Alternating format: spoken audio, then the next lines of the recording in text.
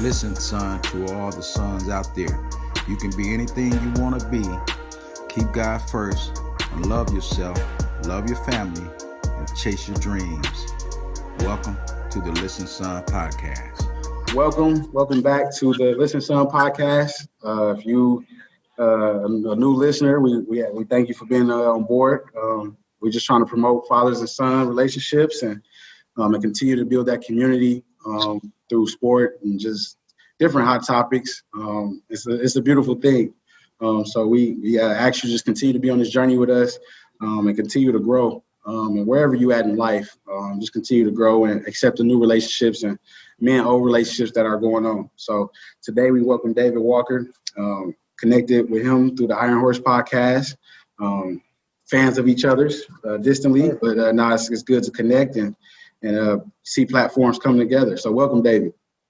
Thank you guys for having me. I appreciate the opportunity to connect and really love what you guys are doing with your platform. And I think the topic that you guys have chosen to focus on, I think it's one that the country needs to hear. I think the importance of fatherhood and these father-son conversations are underrated. And so I love what you guys are doing and happy to be a part of it today. Yep. So we're going to get ready to hear from David and let him drop his gems. So without further ado, Pops, what's up? Nice to see you. There you go. Uncle Rick, nice to see you. And then Money, nice to have you. Welcome back, baby. So I think, Pops, it's on you. Let's start it off. David, I want to thank you for being on the Listen Son podcast today. My first question to you is, what was it like for you having sports in your life? And if you had any male figures to look up to, how was that? Oh, man. That I could talk on that one probably for our whole time together, but I'll try to be brief on that. I think for me, I was blessed to have male figures in my life. And that really kind of starts with my grandfather, onto my father, and then to myself. And the reason I reference my grandfather is he didn't grow up with a father figure in his life. So his dad wasn't present. And I think my grandpa is really the classic example of the guy that says, hey, you know what, like it's going to stop with me, right? Like the cycle is going to stop with me. He came from a really broken family that had 8 kids living in a boxcar.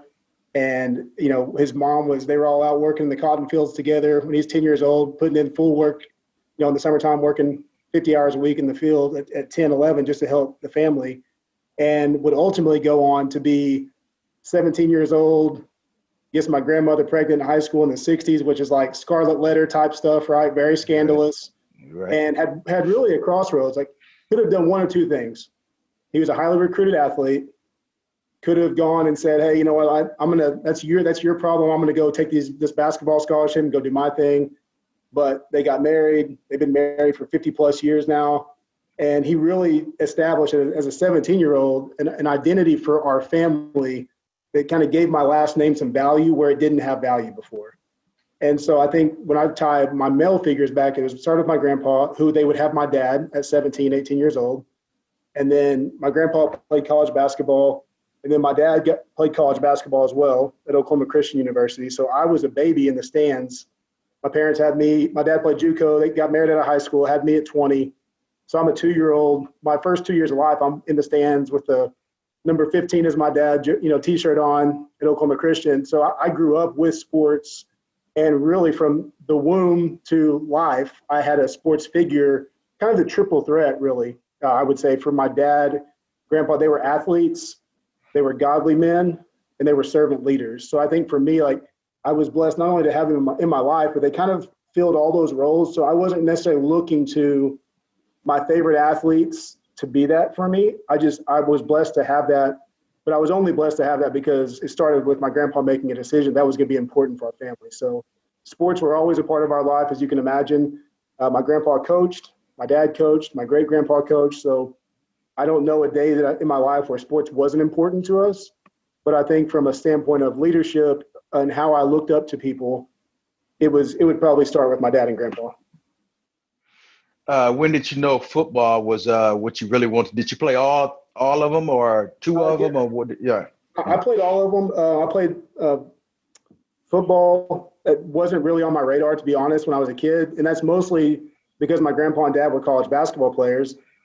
I had a little bit of an identity crisis. I think I was, 6'3" in 8th grade, could dunk the basketball. And I'm thinking, hey, I'm going to be 6'6", 6'7". I'm going to keep going and I'm going to play this power forward deal. And then it's kind of like my dad's like, oh, I think you tapped out on the height thing. We're going to get you over here in the weight room. You keep playing ball for your footwork, but, put your hand on the ground. That's where you're not a lot of demand for the 6'3", 290-pound white boy in the paint, at the college level. So I guess that's some good screens, but I wasn't going to, go by anybody.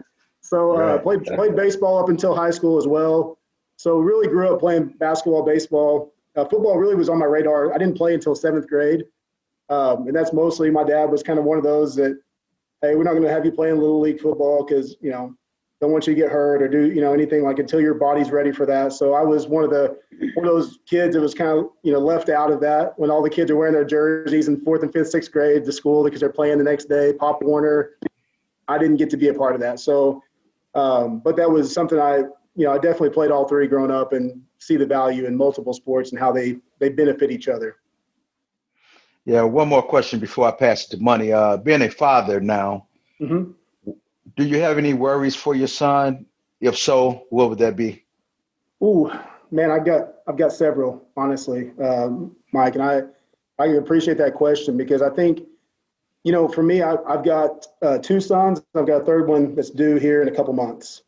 So, I think your platform hits home to me in different ways, right? The first time you have one son, you're like, okay, I got this son, I'm trying to raise him into a man. Then you get another one, it's like, okay, I got 2.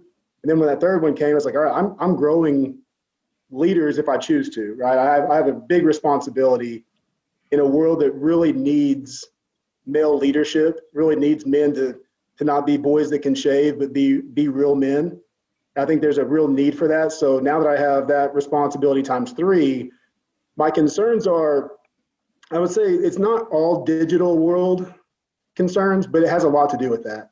And what I mean by that is, the way that all of us grew up, I think for the most part, we were pre-social media, we were pre all these different things, right? There's always been bad stuff. There's nothing new under the sun.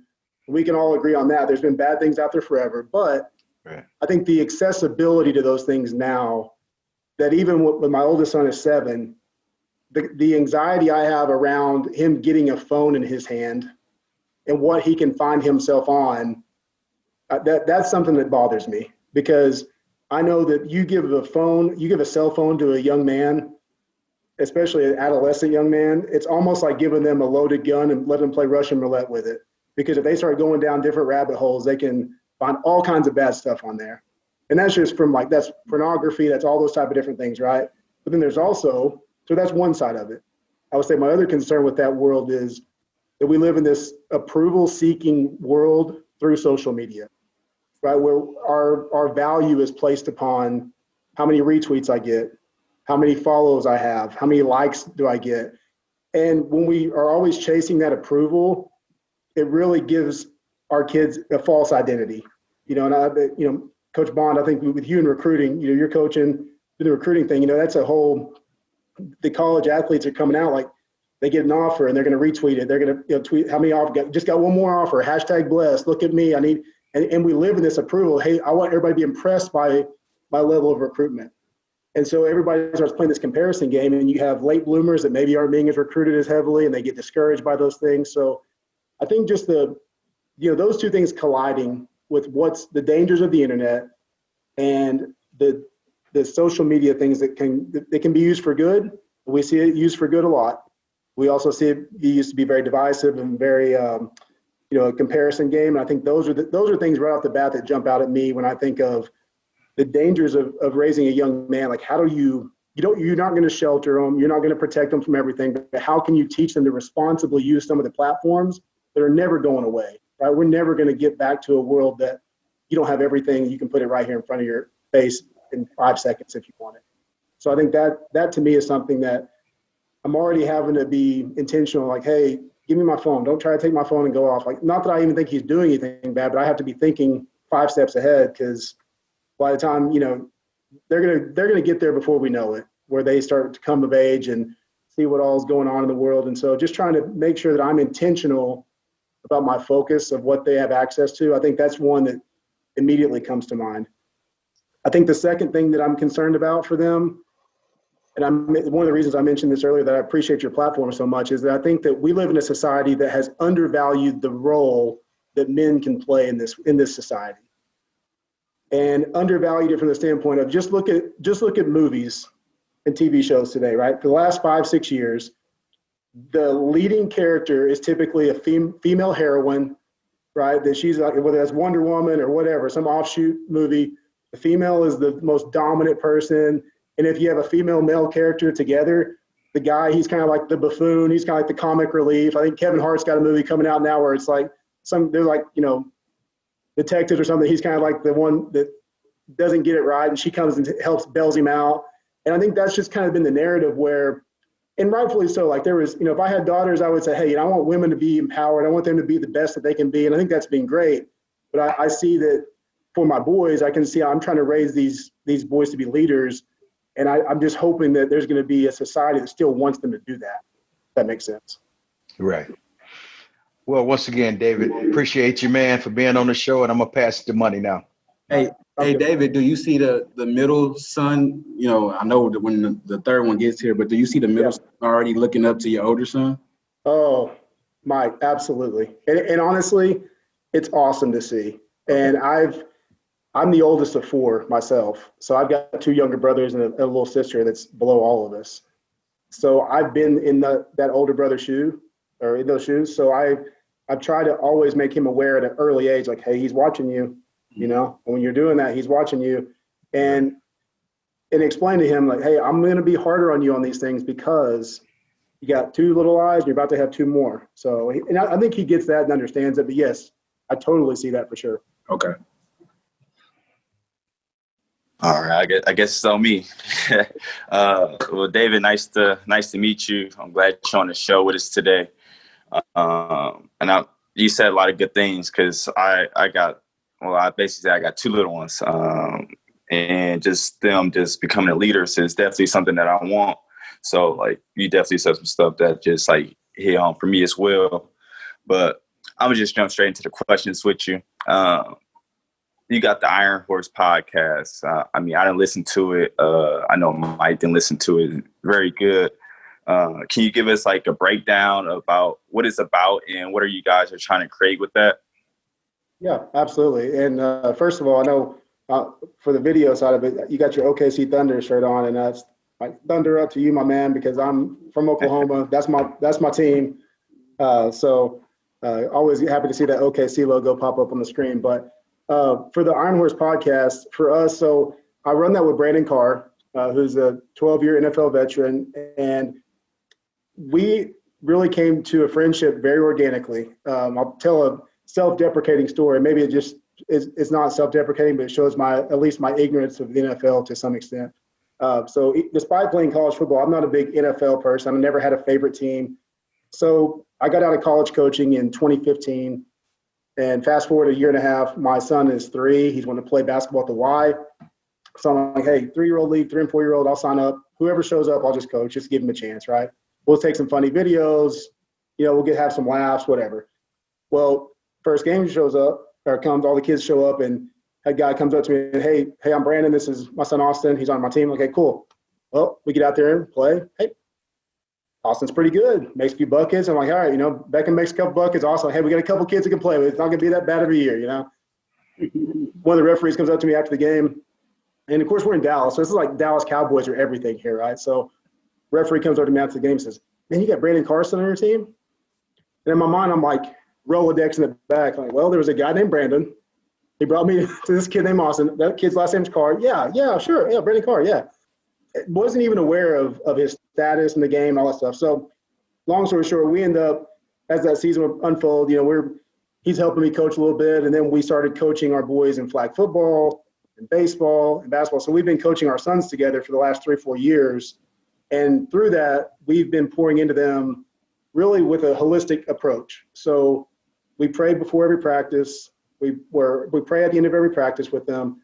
We're teaching them along the way. Like we already started with when they're 5 and 6 years old with accountability things. Like, hey, you're not looking us in the eye when coach brings everybody up. Like, go run and touch the tree and come back, or do push-ups, or do these things. So we started teaching discipline at ages, I feel like was probably a little earlier than most, but we wanted to start establishing character development, right? So ultimately we started thinking about that from a standpoint of the podcast is we see with the little boys that we're coaching from the time they're 3, 4 years old to now they're 6 and 7, 8, is that we see a need for character development. And then we start looking at it on that level. Then you kind of juxtapose our own experiences in life, his in the National Football League at the highest level, mine at the high school level, playing college ball, coaching college ball, and seeing all these athletes. And I know if all of us sit here together and I said, hey, write down 5 names of players that you can say, if they would have just had character and intangibles, man, they would have been amazing, right? We start writing 5 and we'll write 5 more before we even take a breath because we know so many of those guys. They're everywhere, right? I mean, they're walking the streets, they're at the Y, they're somewhere but they couldn't keep it together to maximize their potential. So what we thought was start a podcast where we emphasize holistic development. So that's through different intangibles, character development, leadership building. So taking different topics like mental toughness, body language, discipline, all these different things, and kind of bring on guests that can talk about their life experience and their career and then tie it into that theme. So we wouldn't just necessarily bring a guest on for a guest's sake. We would say, hey, do they align with our platform? Okay, cool. Do they have a story that will be helpful? Absolutely. Awesome. So that's kind of been our approach is sometimes it's just Brandon and I talking. We both had dads that coached us growing up. He had a dad in his life as well. It was very impactful. His dad was his AAU coach and was kind of the leader for his friend circle. So we both had a lot of similarities. Both of our moms were teachers. And I think, for us, we coach a diverse group of kids. So we've been able to be intentional about that side as well. So I think there's been a lot of healthy value of what we do off the podcast and be able to bring those experiences onto the podcast to share. Nice. Yeah, because that's definitely important. I feel like everything that you touched on will push and encourage kids to make sure like their mental toughness and all that is like uptight with them. But the next question for you, like you said, you play football, you play baseball, but you also coach basketball. Like you said, what are some of those lessons that you can that you could take and from those sports, no matter what, like saying that you play at you could take away from any life, like. Yeah. Well, I think for most sports, unless, I've got a cousin that's a tennis coach at Oklahoma State. Well, that's more of an individual sport, right? So you're not really, I know they have a team, but it's pretty individual. Your performance is based on you. I think those other sports you mentioned, there's a certain level of teamwork that's transferable to any sport. And then that same level of teamwork is transferable into your jobs and ultimately into your family unit, right? So I had a situation where my son was misbehaving or wasn't being respectful to his mom. And I took him outside and we went out and ran some gassers in the front yard across the way in the little green space in the neighborhood. And I was trying to correlate to him, if you're disrespectful to mom, if you don't listen to mom, that's the same as when we huddle up and Brandon's talking to you and you're not making eye contact and we make you go run. It's the same kind of a deal because when you're at the house, like this is your team. You're a part of this team. You have a responsibility to this team. So I think there's a correlation to life that sports brings no matter what. I think from a standpoint of being a football player that ended up coaching basketball, I think for me, I grew up a gym rat. Like my dad was a high school basketball coach. So I always loved and identified with that culture of being in the gym, working on your game, staying late, getting extra shots, and being able to help kids do those things. I just kind of like that better than, quite frankly, being out on the football field in the 100-degree weather in Oklahoma or Texas and 2 days. I paid my dues on that. I was ready to get in the winter in the gym. But I think from a standpoint of what's transferable is there's a certain discipline that you have to be successful in any sport. There's a certain level of teamwork that you have to be able to have. And I think the biggest thing that you can have those two things, but if you don't learn individual accountability along the way, then you're missing the boat. And I think that football and basketball, individual accountability has to be important, right? So if you're an offensive lineman and you have a false start, you don't have then you're going to get your number called. They're going to call the penalty. They're going to call your number, who the false start was on. There's individual accountability where 80,000 people know it was number 74 or whoever it was that jumped up, jumped early. Well, in basketball, you got the same individual accountability that take it to the college basketball world. You're playing man-to-man defense, shot clock's running down, everybody's been denying the ball, and there's that one last rotation, and you don't get help side because you kind of took it for granted. You thought somebody was about to shoot it, you're not in the right position, and somebody gets to the basket because you didn't get your butt over and help side, right? Well, that's individual accountability. That's, hey, my team played great defense, but I didn't do my part. And I think the individual accountability is something that is also lacking in our society, where we don't take ownership of our mess ups very well. And we've been enabled to deflect that and all these different things. And we've had so many people trying to tell us it's somebody else's fault, it's the coach's fault, coach doesn't like you, different things like that. So I think that all sports, to me, the discipline, the teamwork, and the individual accountability is something that if you can teach that in one sport, you can teach it in any sport. Feel it. Hey, that was good. That's all I got. I mean, you answered everything for me. I'm gonna go ahead and pass it to my dad there, and let him take it away from me. Hey, David, how you doing? Doing well, Rick. Good to see you. You too. Thanks for bringing all the informational blessings to Father and Son podcast today. We welcome you. I'm gonna get right to my questions. Because me being a Christian man, big on faith, my information has it that you're big on faith. What has your faith done or given you as a Christian man and a family man? Well, that's another question I love, and I can talk on it for a while. I think that what it's given me is it's given me everything, to be honest. I don't know, I was actually talking to a friend of mine today that's a minister in Atlanta, and I was talking about how, when we talk about our faith, sometimes we feel like we have to give these qualifying statements first, right? It's where it's like, now listen, I'm not perfect. And Rick, this too, is, being a believer is like, of course I'm not perfect. Only one person is, but I feel like sometimes we feel like we don't want to sound self-righteous and we don't want to do so. We want to come in first and be like, now listen, I'm not perfect. And certainly I'm not, right? And my kids would tell you that. My wife would tell you that for sure. I've got things I'm trying to work on, but I think that what faith has done for me, and I was baptized 27 years ago this month, and my dad baptized me at 10 years old. I grew up in the church. I had the blessing of being in a family that made that important, and it established that as an important thing for us, right? So that's one thing that I think is helpful, but it wasn't necessarily just that there was a time, I think, when we grew up, that if your parents took you to church, you kind of had this baseline faith level, right, that you could kind of operate from.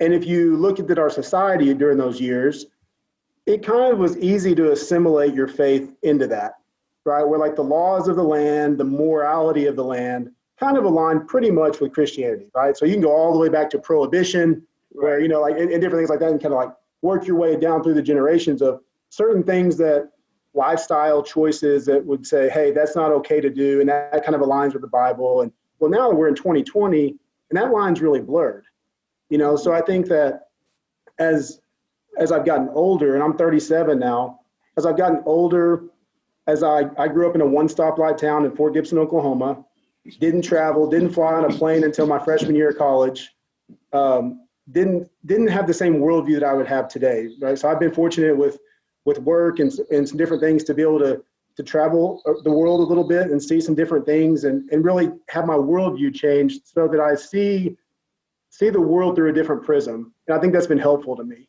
But I think for what I'm excited about now is that even in a year like 2020, with all the craziness we have, right? We can just go on down the list from COVID to everything that's happened since to this week, right, in Wisconsin. You just like go right down the line. I think all of that, if we're not looking through things through a faith prism, I think the biggest thing that faith has given me, it's given me a prism to look at the world through that I think is almost, I don't know how people are looking at it right now without this prism, to be quite frank, because it would literally be the most depressing, overwhelming thing if we're only looking at this in a two-dimensional space. So to me, I look at everything that's going on in the world, and I try to. Sometimes I get discouraged just like everybody else does. especially in the spring when I was teaching basically my wife was pregnant. I'm teaching both my boys homeschool stuff, and we're just trying to hang on by a thread until we got to May, thinking that, oh, we'll just get through the summer and it'll be fine again. Well, it's still not really that fine, right? So here we still are. But I think that as I look at the world through a spiritual lens, and I say, man, what is God up to right now? Like, is all of this to get our attention? Has he been banging this drum saying, hey, at some point I need to get your attention? And so if you look at whether that's racial issues, whether that's the virus, I think all of these things, like, none of this is just happenstance, right, in his plan. And I think that remembering the story that, as a Christian, if you remember the story that you're actually a part of, and you can say, yeah, the place in history that I'm in right now, Rick, is I'm sitting here in Frisco, Texas, in August of 2020, in the United States of America, right? And that's the place that I'm in, but it's not necessarily the story that I belong to.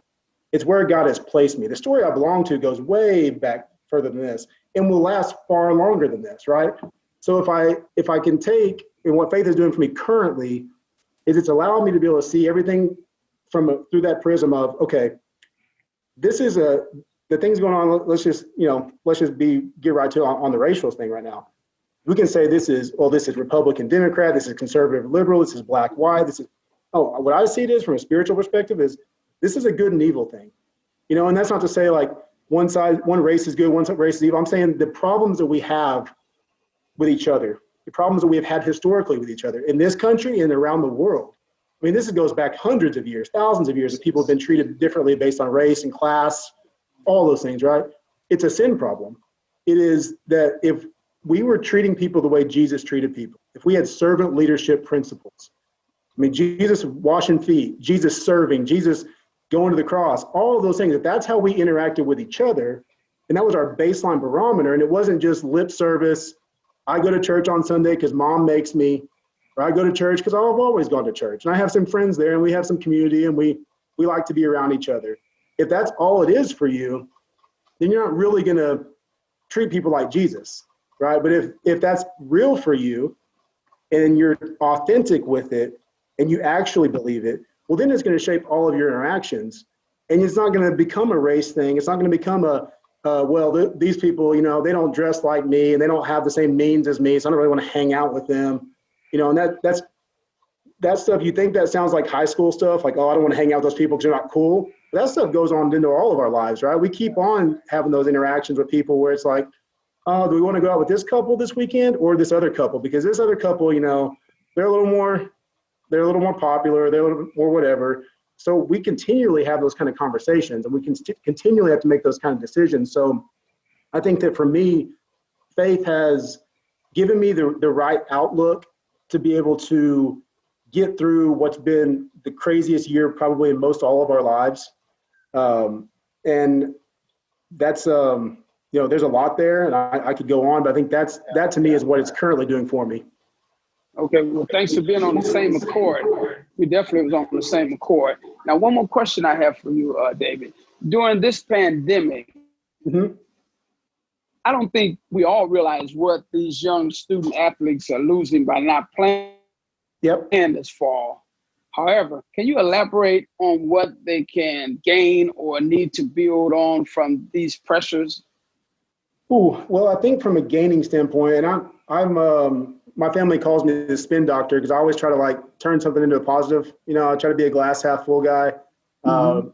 But I think this is a hard one. And I have really felt for parents that have kids that are juniors or seniors in high school right now, that were juniors last year that finished a junior season in a really bad way. They're basketball players. They missed out on the state tournament, whatever it was. But at least they were probably clinging to it. Oh, well, at least I wasn't a senior. That's probably what they were thinking, right, back in March. And now here they are as a senior, and it's like their whole world is still upside down. And then the seniors from last year, this most defining moment in their life to that point, now they're college freshmen, the second most, this exciting time, I'm going to be a freshman in college. Now now they're still at their parents' house maybe, or, whatever that is. So there's so many negatives. I think the positives, and you gotta really look to find them, is that they're going to have a different perspective than any of us will coming out of this, right? So they're going to be able to they're mourning something right now, probably, that for the lucky ones, they'll get to play ball again, right? And they'll get back to some type of a normal situation again. And when they do, they'll have a different level of appreciation for the mundane things of sports that we probably all found, like, I don't want to go to that workout. I don't want to go to this practice today. I'm tired. I don't like, they're like, now you just want to be with your boys. You just want to be together. I think about that now when you get on the other side of your playing career, what you miss the most sometimes is just, I can remember the early days of being done playing, and sometimes I just wish that coach was calling a practice just so I could show up and see my friends. I don't really care for playing. I want the community, right? So I think that they will appreciate the community that sports brought them in a different way than they ever did before, because you don't know what you've got till it's gone, kind of a thing. So I think that perspective they have will be very unique. And I think that no different, Rick, than the generations before us have a different outlook on life. Like you might have a different outlook than Money. Big Mike might have a different outlook on Little Mike, because you guys lived in different eras, right? So right. You guys experience things growing up that you can tell them about and they won't understand. Same thing with my dad and my grandpa. They can tell me about how poor they were, and I can hear it, but I won't understand it. Well, now these kids will have young athletes of their own one day, and they'll be able to tell them, they'll be able to give them the perspective of, hey, I lived through this and I got through this, and I didn't enjoy it. I wouldn't have signed up for it. I wouldn't really want to go through it again, but that was my part of my story. And we're all a product of our story in some way. Like those scars that we have, the good experiences and the bad, they shape us. And they give us the life experiences that we pay forward and help other people through tough times with. So I think if they choose to find a positive, that's where I would start, would be the experiences they're going to be able to have that will help them down the road. All right. Well, once again, thanks a lot for the informational blessings. Hey, and keep the faith. Hey, and whether you know it or not, hey, you preached the sermon there. That was definitely what I like to hear. I'm trying to get too preachy, but sometimes I can't help it. All right. Well, I'll pass it on to Mike Jr. All right. Yeah, sounds good. Yeah, we're gonna have to dial it down a little bit off of the sermon though, because I got to figure out how y'all let all that talent get out of OKC. Oh man. Yeah. Well, hey, if we're gonna stop there, let's just stop down there for just a minute now. Okay. So we had at OKC. Now listen, when you grew up, I don't know how you became an OKC fan. Are you from Oklahoma City, Money? No, I'm not. Okay. I mean, I've been a fan just since they started the team. So okay, perfect. Well, for me, I love to hear that, because I, as a native Oklahoma guy that grew up with no pro teams, it's kind of cool to me to see people from around the country that would rock the OKC stuff. It makes me remember that it's actually real that we have a team, because I can remember growing up playing NBA Live, and I'm creating like either a Tulsa team or an Oklahoma City team. Same thing on Madden, right? I'm creating a team, like pretending that we had a team and we had some statehood legitimacy, right? So when the Thunder came, I was honestly, the first season when they were so bad, I wanted them to be as bad as they could so they could get Blake Griffin, who was an Oklahoma City kid, played at OU, and then they got the 4th pick and got Harden. And I was like, oh, who's this guy with the beard, man? Like, it's kind of weird. Like, I guess he's good. I didn't know how good he was. Then all of a sudden, like, he got real good. He got a little too good. And, we had them – I probably broke that up a year early, but they were still right there. Like, they traded him. They were the number 1 seed, if you remember, back in the 2013 season. 2012 to make the finals, trade Harden. 2013, number 1 seed in the NBA. And Russell Westbrook calls timeout at half court. Pat Beverly swipes at the ball, blows his knee out in the first round series.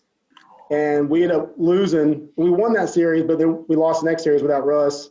Durant played Memphis, got beat. And then the following year, Westbrook came back, and Durant had a foot injury. So like 2 years of their prime, we got that playoff run. We were poised to go back and play the Heat again. But Pat Bev took that swipe on that. You're just being the hustle guy, Was it dirty? Was it not? Somebody else's decision on that. I'm a Westbrook guy, so I thought it was dirty.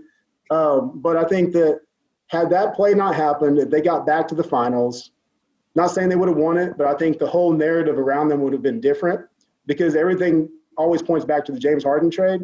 But really, they survived that Harden trade and actually won more games without him that season. and were poised to get back. They just unfortunate injury to Westbrook. So, Yeah. But since then, they've had a lot of great players, and now they've exceeded expectations this season. So this year has been the most fun I've had as a Thunder fan in 4 years. Because I'm not trying to I'm not hanging on to everything, hoping that we're going to be good. I was like, I don't know if we're going to be good or not. Oh, we're actually pretty good. Awesome.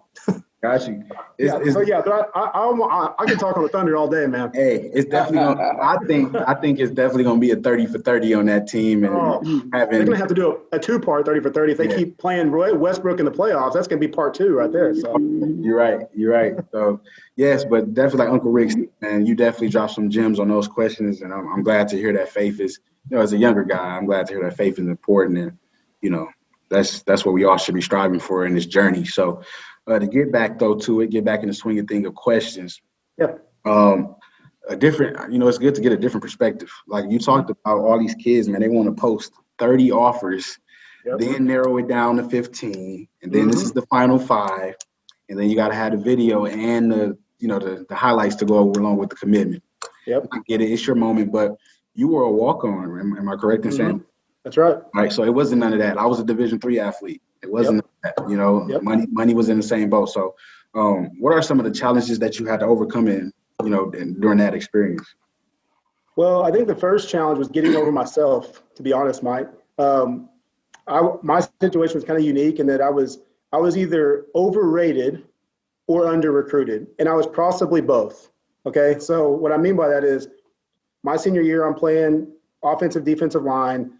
I was a top 80 Rivals.com guard in the top 100 rankings. 80? So I was in the top 80, but which didn't mean anything as it turned out. But I kind of carried this hey, I'm a Rivals guy, I'm going to be getting these offers, and had one to Tulsa that I put in my back pocket, didn't take it because I had some bigger schools calling. Thought Tulsa was kind of beneath me. They were like a 1-win team at the time. They were very local, 45 minutes from home. I was like, I can come back to them whenever. Well, things kind of started falling apart. I called them to commit.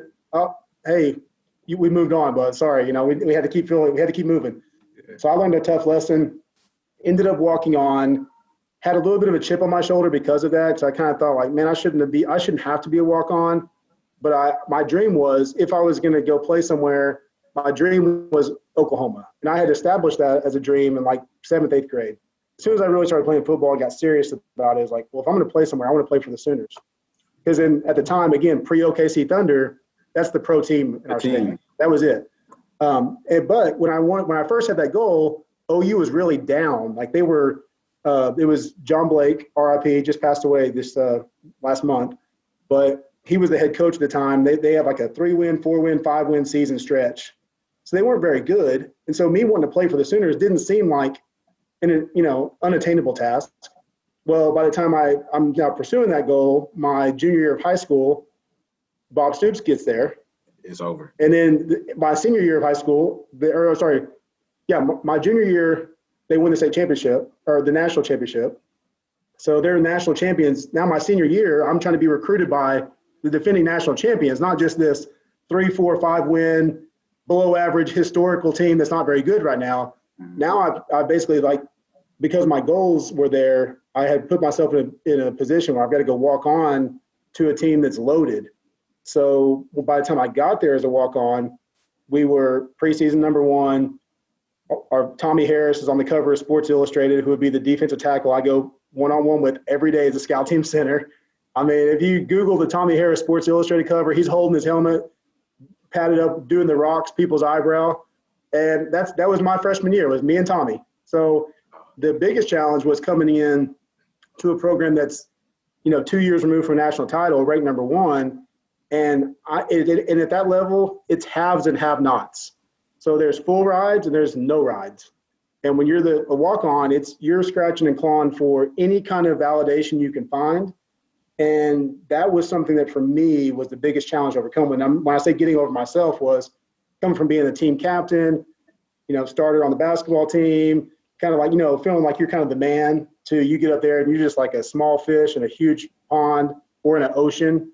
And it's not necessarily what you thought you were signing up for. So to me, and we did a podcast talking about where I just really kind of laid out life of a walk-on and what that really looks like, because you watch the movie Rudy, and it's a real, easy to kind of romanticize the experience, but I'll be honest, it was miserable the first year. I mean, being a redshirt walk-on, there are many things I would say would be worse to sign up for, especially if you're going to be going against those, those big dogs like first-round draft picks every day and just kind of getting humbled a little bit. So I think that was probably my biggest challenge was figuring out if I could do it, and then having to get over myself to say, I'm not as good as I thought I was. Now I got to really do the work. So the only thing that was on the other side for me, I didn't have a big signing day, because I didn't sign. But the only thing on the other side of my decision of going there was the hardest thing I've ever done in my life. And so to your point about kids now, like they're tweeting all these offers and stuff and chasing the approval of how many retweets am I going to get when I get my top 5, and I got all these coaches eating out of my hand. Well, that's all well and good, and they're going to make you feel great for a while.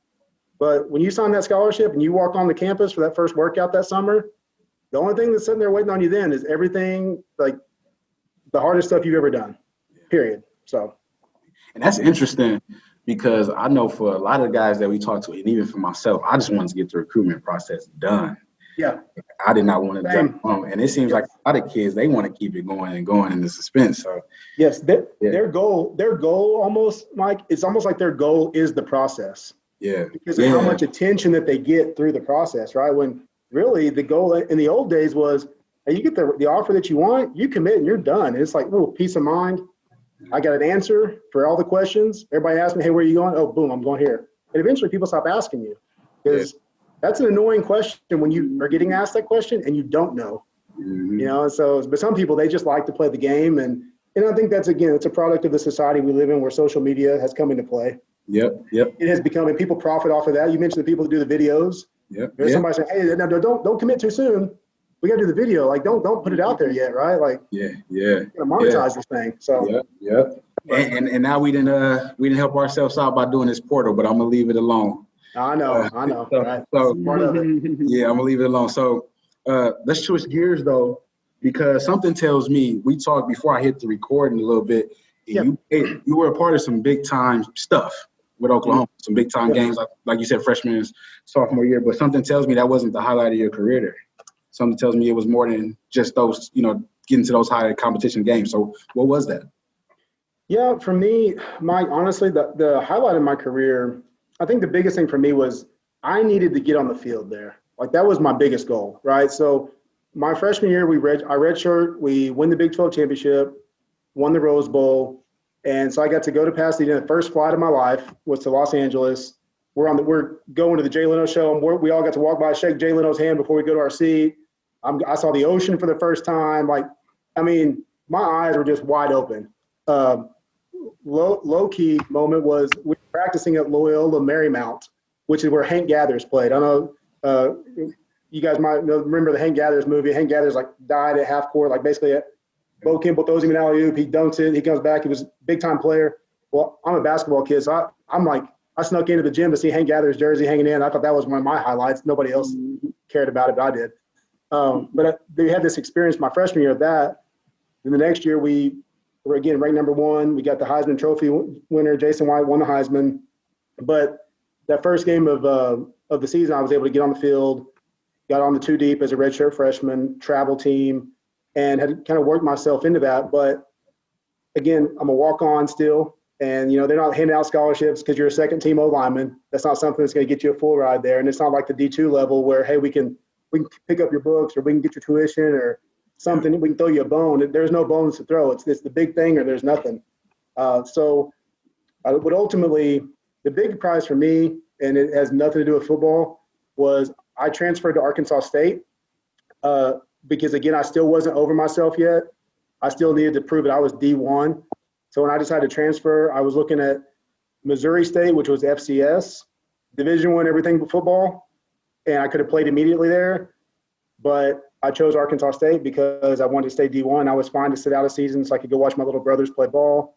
Well, ultimately, Arkansas State kind of took advantage of that and tried to get me to walk on one more semester. Had told me they would give me a scholarship in December.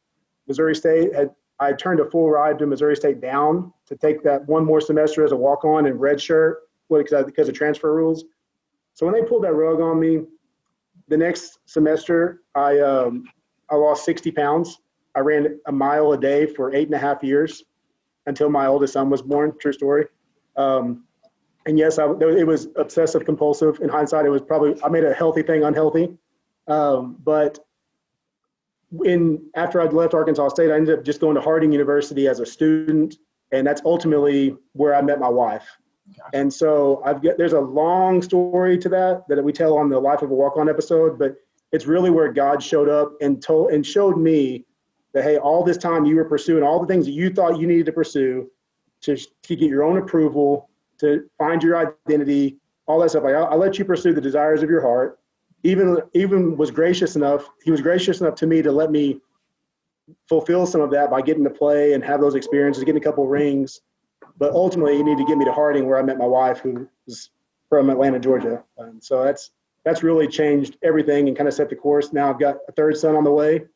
That had I stayed in Norman and played more games, or gone to more bowl games, that would have been a different path for me. So that was probably the biggest thing of my college experience. Got you. And let's bring it back full circle, because I know you guys are a big fraternity of coaches.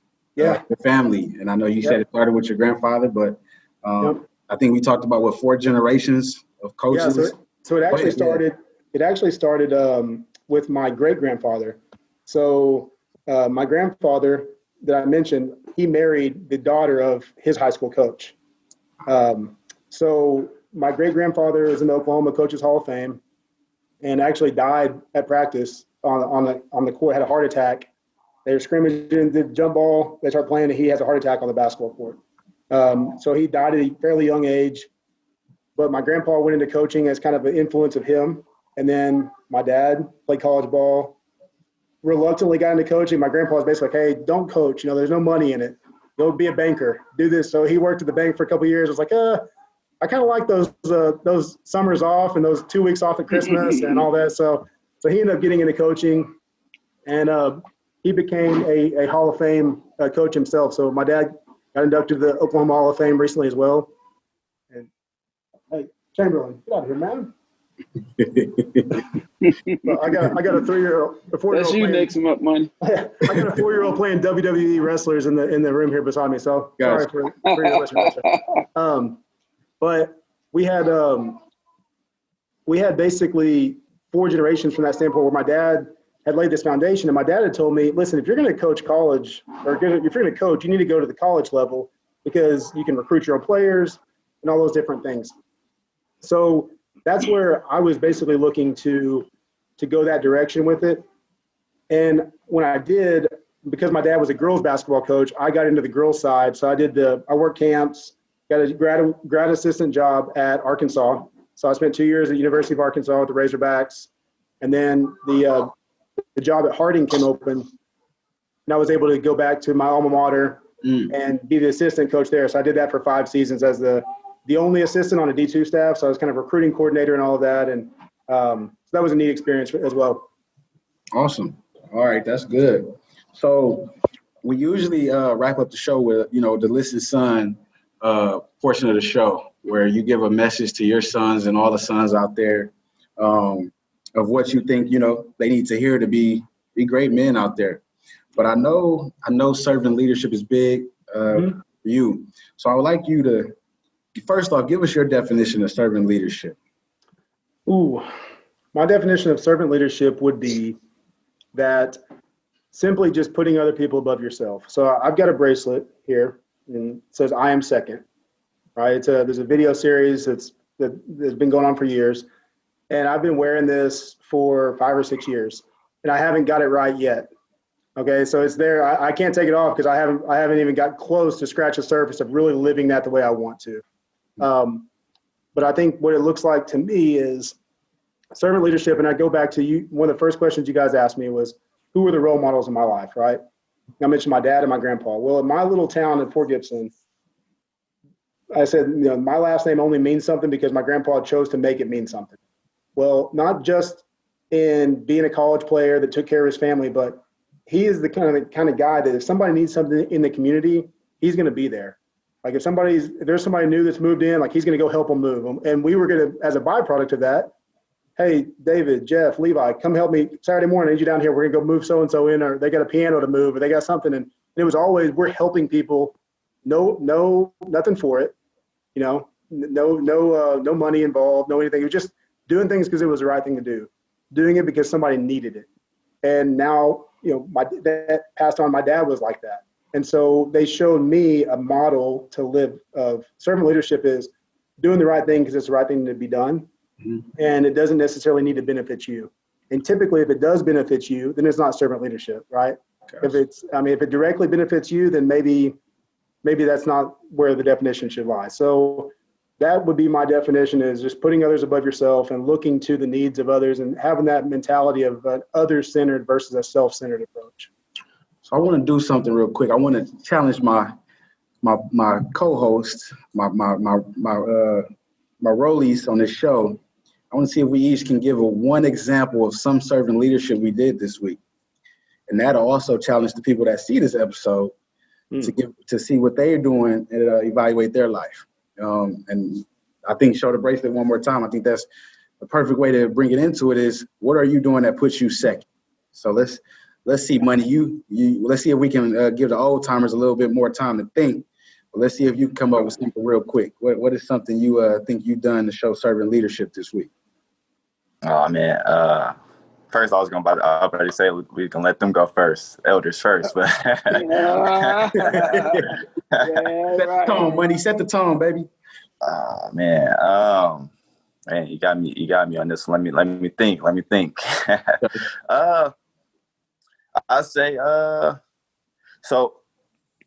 recently I was at a gas station, and I seen some younger guys there, about 3 of them. They were looking like, hey, like they didn't have any money. I could tell they didn't have any money. They kept going to the refrigerator, going around the aisle. So I was like, man, I hope they're not stealing or anything like that. The guy behind the register was looking, and I was just like, hey, like whatever y'all need, put it on the register. I buy it for y'all. And I brought it for them. And they were just like, thank you. And I said, that was mine for me right there. David, do a checkout. David. What's that? Money's example. Does it check out? No, that definitely checks out. There you go, Money. There you go. I like it. So, what about you? I don't know that I'm the right judge, but we good. I say, yeah. Yeah. That's going to be better than mine, so yeah. Uncle Rick, what you got? Oh man, yeah, I got one for you. Well, my daughter had went to California for a business trip, and she left the grandkids here, which I have a granddaughter and a grandson. But my grandson, he needed some leadership. He needed something to do. He needed to do a school, because school started back this week. So we had to make sure he was prepared. I had to get his computer, set it up, the charger, make sure he sat there, because this virtual schooling is different. And if you leave it to a kid, and I wasn't going to sit there with him, but I was passing by and I would give him that look, and he was like, yeah, I'm in school. I said, I know you're in school. You stay focused. And my granddaughter also, and we had them separated, and they were, and I just wanted to make sure that they understood what they were going through, because this is something serious. This is nothing that they, at their young lives, and they're very young, they had to pay attention, and this is what they're going to be dealing with for who knows how long. And I had to make sure that they see my presence and they were focused on that, because kids are so easily distracted, and this is so new to them. I made sure that they know that education is important, whether the teacher's there in person in front of them or not. And like I said, I fed them. I made sure that they just had the necessary needs to function and not be distracted. And I think I took pride in that, because I love my grandchildren. I love all my children and grandchildren, but that was very special to me, that my daughter, she knew they was in good hands. That's good, Uncle Rick. I like that. All right, Pop, you got to unmute yourself, but let's give it. Let's see what you got. You got to go after Uncle Rick. So, that's tough now. Oh man, hey, David, I don't know why he asked this question, because he know this is not a vacation for me. Rick's was a vacation. My grandkids started school August 17th. So that means that my daughter has to go to work every day. So she's an essential worker. So same thing here. Get dropped off about 6:30. Feed them breakfast. Get the computer set up. Make sure they ate. They got it. That's the best way to work is on a full stomach. So it's two of them. So you got to put them in certain areas. Make sure the computers is worked out. And make sure that you're on virtue, talking to the teachers, and make sure you're checking both kids. And I think, David, you don't have to tell me that is approval. I know that's approval. Absolutely. Hey, David, I'm putting grandkids over us getting up at 6:30. I know, and feeding them. I know God has instilled that into me because my grandparents used to do it for me. So, but all jokes aside, David, that's serious with me, man. Education is very, very serious. Yep. Mike knows this. Money knows this. Rick knows this, and this is challenging times for us. And you spoke on it earlier about this, so it's new to all of us, but we'll get through it.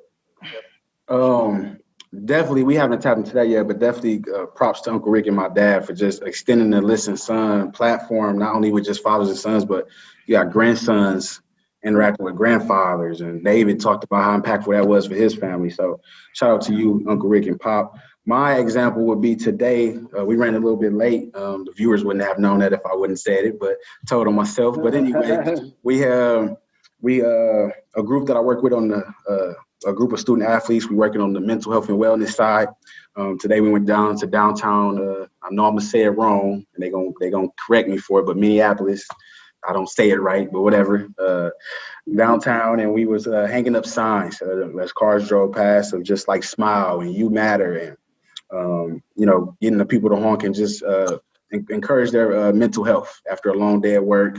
And they're going home to their families, and you don't want to carry that energy that you had probably after a long day and things like that. And we got a lot of people noticed, and it was good to see. So I think that's a great example of servant leadership too, just investing in people's well-being and mental state of what they're doing and going through in life. So I like it. I don't know if David want to share, but it's on you, and then you could wrap the show up with a Listen Son moment. Sure. Well, for me, I'm kind of in a weird place in life right now, just given that we're in the pandemic and my wife is pregnant. So my outside interactions are fairly limited right now as far as being able to be out in the community and doing things I would like to be doing otherwise. But thank you for taking the time to do this too with a wife. So take the time. I know it's just like, hey, I gotta have valuable time to do things like that. Hey, but listen, you know how that is. When you're married and you got different responsibilities, you kind of wear a lot of hats, but that's part of the deal, right? That's what you signed up for. And this has been a challenging season for us. My wife has high risk pregnancies, and here lately we're a couple months away from the finish line here. And, this week I've done let her get to bed early, do all the bedtime routine, which with a 7-year-old and 4-year-old, that's like a white knuckle experience. Sometimes you're just hanging on until you get them to sleep. You're like, are they going to go to bed tonight? I'm not sure. But I try to take that off her plate. That's been mine, is kind of more in the house. And again, like if there's an area I need to improve on, it's being more selfless. It's reminding myself that I am second and I need to put my wife first. And that's something that I'm trying to improve upon myself. I always, we're doing a faith journey series on our podcast. And one of the questions we ask about that is, what do you think is one thing God's teaching you right now? And what's one area you're trying to improve? Well, my improvement is I'm trying to be less selfish in the home, and and give my wife the top priority in those situations, especially in a season like this where she's carrying a child for us and things like that. But for me, on a Listen Son moment, guys, I think what I pray over my sons is kind of the path I have envisioned for them and the things that I want for them. And so for as long as I can remember, as long as my oldest has been alive, and we, do the thing at first, they're little and you're holding them and you're rocking them and you're, for me, I'm singing old church hymns, or I'm, praying over them, or just dreaming, just holding them, thinking about what they're going to be one day. Right. And that's one of the most fun, one of the most enjoyable parts about being a dad, is just the the vision casting and the wondering and all that. But what I've always prayed over them is that they would be kind, loving, compassionate, full of strength and resolve, that they would have character, integrity, discipline, that they would be a kingdom warrior, they would be a light in the darkness, and that they would be leaders of men. And those have been consistent things that I feel like there's a lot of ways we can broad stroke it. It's like, hey, I want you to be the best you can be. I think it's important to intentionally lay out some things that you want them to step into. And all of those things I've prayed over them, I think that's a holistic man, right? Like we want them to be strong. We want them to be, full of strength and resolve so they can handle tough times. We want all those things, but I also want them to be kind. I want them to be loving, and I want them to be compassionate. And we can add empathy in there as well. I want them to be somebody that when they see somebody that's hurting, they're going to be the kind of teammate that sees a guy having a bad day, and they're going to go pull him aside and say, hey man, you good today? Like, what's going on with you? You had a bad attitude today. Like, is something going on? Like, can we talk about it? Or did they see a friend in class that's having a hard time? That they would just be people that are going to have a heart for others. And I think that, the time is coming, and again, everything goes back to faith with me. So I pray additionally that they would love Jesus with their heart, soul, mind, and strength, and that they would pursue him and want to have a relationship with him, because knowing that he wants that with them. And in a world that's, I think, I would say in an American society, we're entering into, we've basically already entered what I would say is kind of a post-Christian era, where, like I said, mainstream isn't necessarily assimilated with Christianity anymore. So I think that's an exciting time to be a Christian. And I know a lot of people out there in churches are like, oh, the world's just going so bad, and it's so negative, and it's a downer. But when I look at my sons and I say, hey, you get to be a believer if you choose to be. Not my decision for you, it's your decision. But if you choose to be a believer in this century in America, you get to be somebody that gets to identify more with the early church and the things that they went through than any American has ever gone through before. And you get to be somebody that you can look at scripture and say, oh man, they were treated kind of bad for their faith. They had to really be bold because it was going to cost them something if they were. And you look at Hebrews chapter 11, and they talk about the heroes of faith and all the things that they went through, and that the Romans were taking them to the Colosseum and killing them and all these different things, right? All that stuff was happening, and that's real persecution. We've always had persecution if somebody gives you a hard time because you're not going to the party or because you don't drink on a Friday night or whatever that is, and that was what that's what I label as persecution. Well, they're going to get to grow up in a world where it's like, hey, you're either authentic and your faith is real or it's not. Because this whole like wishy-washy, I kind of go to church Christian thing, it's not going to be there. So I want them to be the kind of men that are going to be all in and sold out for whatever they're a part of.